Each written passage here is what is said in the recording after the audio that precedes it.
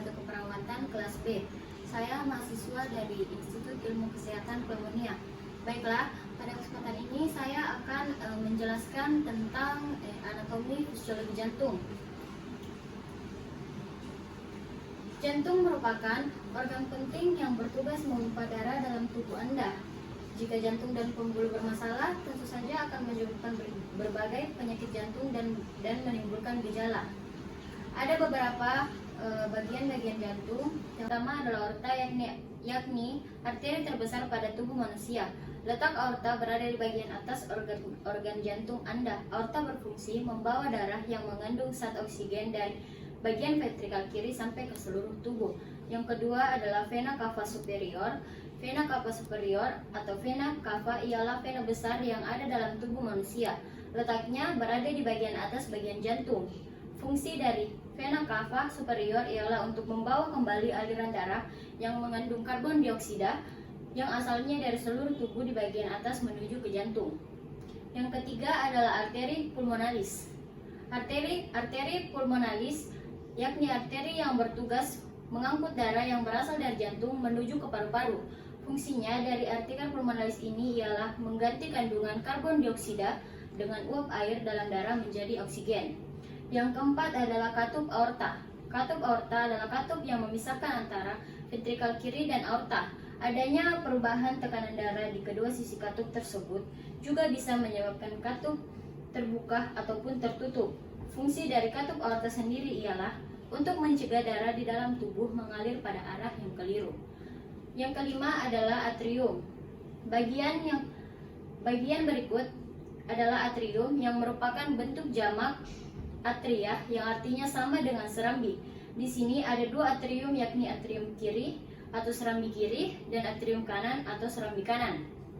Letak atrium ada di dua ruangan teratas pada 4 ruang utama organ jantung. Fungsi dari atrium kiri ialah menerima darah yang berasal dari organ paru-paru mengandung oksigen kemudian membawanya pada ventrikal kiri. Adapun fungsi atrium kanan ialah menerima darah berasal dari seluruh bagian tubuh yang mengandung karbon dioksida yang membawa ke ventrikal bagian kanan. Yang keenam adalah vena pulmonalis. Vena pulmonalis yang merupakan vena yang membawa aliran darah mengandung oksigen dari organ paru-paru menuju ke jantung di bagian atrium kiri. Vena pulmonalis berfungsi membawa darah mengandung oksigen kembali ke jantung yang selanjutnya akan diedarkan ke seluruh bagian tubuh manusia.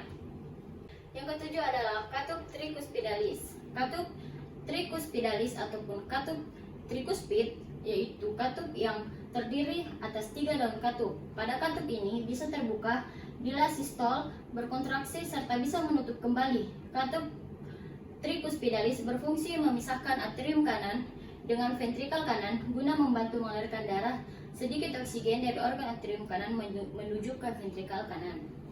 Katup mitral.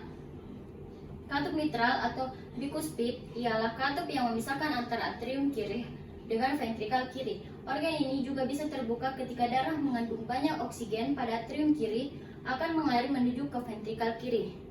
Katup mitral berfungsi untuk mencegah agar darah yang sudah ada pada ventrikal kiri kembali kepada atrium kiri. Yang kesembilan adalah ventricle. Berikut ada ventricle yakni 2 ruangan kosong dari keempat ruangan pada bagian bawah organ jantung. Ventricle bisa disebut juga dengan bilik. Terdapat 2 jenis ventricle yakni ventrikal kiri atau bilik kiri dengan ventrikal kanan atau bilik kanan. Ventrikel berfungsi menerima darah dari organ atrium lalu akan dibawa keluar dari organ jantung. Ventrikel kiri berfungsi menerima darah dari organ atrium kiri serta membawanya menuju ke seluruh tubuh. Ventrikel kanan berfungsi menerima darah yang berasal dari atrium kanan kemudian membawanya menuju paru-paru. Yang 10 ada vena cava inferior. Organ vena cava inferior ataupun vena cava inferior ialah vena terbesar pada tubuh manusia. Vena cava inferior berfungsi membawa darah yang berasal dari tubuh bagian bawah menuju ke atrium bagian kanan jantung. Yang ke-11 ada katup atrioventrikular ataupun katup anterioventrikular yakni katup yang berada di antara atrium dengan ventrikel. Katup atrioventrikular berfungsi membuat darah cuma bisa mengalir dari atrium menuju pada ventrikel. Yang ke-12 adalah dinding jantung. Dinding jantung yang merupakan bagian terluar sebagai pelapis jantung. Pada dinding jantung terdiri atas 3 lapisan, yaitu endokardium atau terdalam, kemudian miokardium bagian tengah, serta epikardium bagian terluar. Endokardium juga terdiri atas epitel pipis selapis. Pada miokardium juga terdiri atas otot kardiak atau otot jantung. Organ epikardium merupakan membran fibrosa dinding jantung, berfungsi membuat jantung berdetak serta mencegah agar jantung tidak bocor.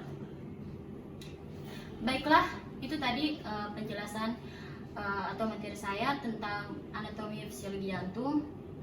Apabila ada kesalahan dalam kata-kata saya, mohon dimaafkan. Wassalamualaikum warahmatullahi wabarakatuh.